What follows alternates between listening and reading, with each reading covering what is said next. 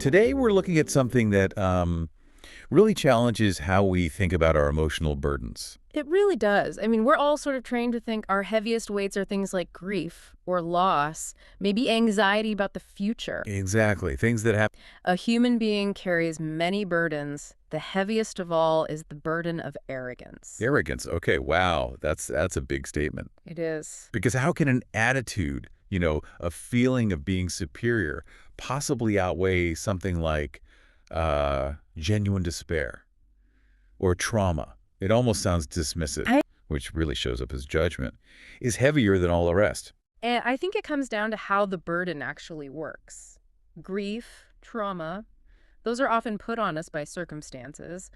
But arrogance, that's a burden we choose. We build it ourselves. And it's insidious, right? Because it disguises itself as a strength. That's the word. It's completely insidious. So let's talk about that disguise. If it feels strong, It gives you this fleeting sense of being superior, of being safe. okay, You look down on someone or something, and for just a second, you feel better, more secure. You mistake that little boost for actual strength. but it's not real. It's totally hollow, and its foundation is this compulsive need to define everyone, to classify everything around you. And that's the mechanism, isn't it?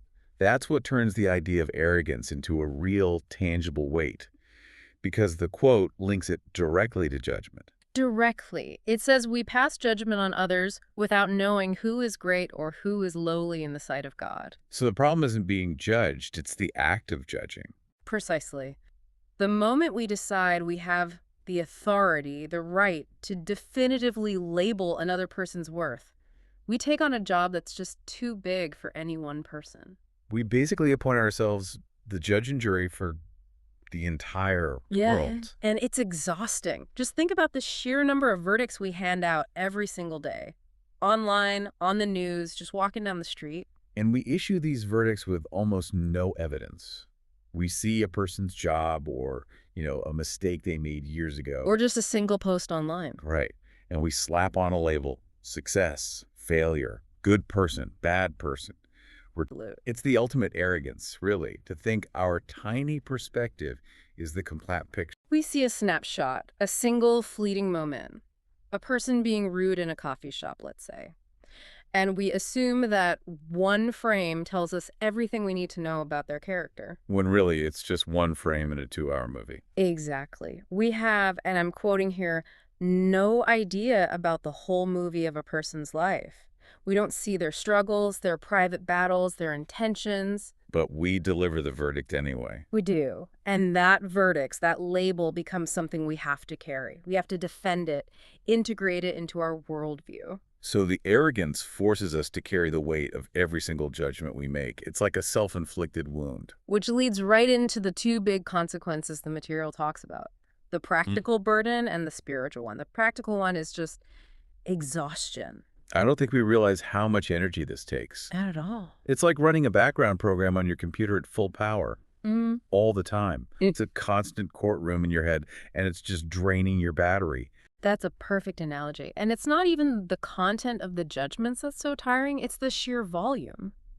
To keep that feeling of superiority, you have to keep finding fault in others. You have to keep the courtroom in session. You do. If you start judging, the pedestal you've built for yourself just crumbles. So you're always on alert, always scanning for flaws. It's utterly draining. And that's just the practical cost. That wall is the real burden. When we judge someone, we stop seeing them as a person. They're not complex or growing anymore. They're just a label. A fixed data point that proves we're right. But we carry that wall everywhere. Everywhere we go. And it doesn't just separate us from other people. The text says it separates us from a sense of grace. Let's unpack that word grace. Yeah. Because it can mean a lot of things. It's not necessarily religious here, is it? No, I think so. In this context, think of grace as a state of openness, connection, internal peace. When you're judging, your heart is closed. You can't be classifying everyone and also be open and compassionate at the same time. It's one or the other. So the wall doesn't just keep others out. It keeps grace out. It keeps peace out. Exactly. You end up trapped inside with your own opinions. The burden is carrying that cold, heavy wall around, and it cuts you off from your own capacity for peace. And it just, It's entirely self-imposed, it's always growing, and it blocks the very things that could lighten our load, like connection and humility. okay, so if this whole structure is built by us piece by piece, the good news is we should be able to take it down. Yeah, that's the hope. So what's the antidote? How do we actually put this weight down? It starts with humility, Mm, but a very specific, actionable kind of humility. right. It's not about beating yourself up. Not thinking less of yourself, but thinking of yourself less.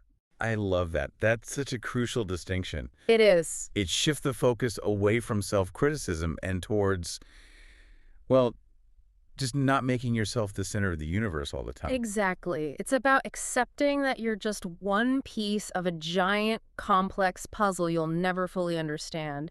The core mental shift is just reminding yourself over and over, I am not the ultimate judge. My perspective is tiny and flawed. That's a big mental shift. The Mhm. judgment instinct is so automatic for many of us. Yeah. How do you actually put that into practice, moment to moment? You have to replace judgment with curiosity. That's the practical strategy. The Curiosity. moment that automatic verdict pops into your head, that mental exclamation point, you have to consciously pause and change it to a question mark. Certainty is heavy. Curiosity is light. That's it right there. Of course, it feels awkward at first. The ego loves being certain. Oh, yeah. Think about the bad driver example. The instant judgment is, what a jerk. That person is so reckless, and that feels satisfying. It makes you feel superior. Right.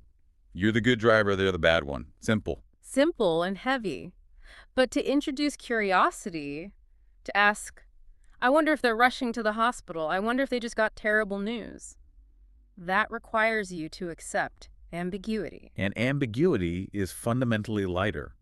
It doesn't require you to carry anything. Not a thing. You could apply it anywhere. Instead of seeing a coworker struggle and thinking, ugh, they're so incompetent. You ask, I wonder what pressure they're under that I can't see. Yes. Or instead of judging a neighbor's choices as irresponsible, you ask, I wonder what story led them to believe this was their best option. It completely changes You free yourself from the tyranny of your own opinions. because you realize you don't have to have an opinion on everything and everyone. What a relief that is. It's a huge relief.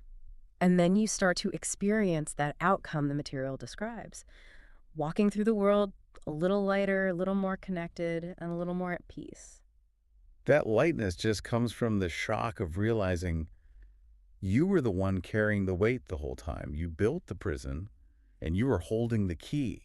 It's a unique burden in that way. Grief and fear, they often require external support, a lot of time to heal. But the burden of judgment, Mm-hmm. you can just decide to set it down. The moment you choose curiosity over certainty. That's the moment. It's a profound shift from being a weighed down judge to just a lighthearted observer. It's an incredible thought that the very thing we sometimes use to feel strong, our certainty, our rightness, is actually the heaviest chain we're dragging around. And that maybe the most freeing words we can say are simply, I don't know. So we want to leave you with a thought for this week. Just notice where that burden of judgment might be showing up in your life.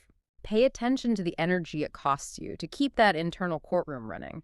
And maybe just ask yourself what it would feel like to set that burden aside, even for a moment. What could you do with all that freed up energy? Until next time, remember that humility isn't weakness. It's the ultimate form of lightness. Be gentle with yourselves and with others.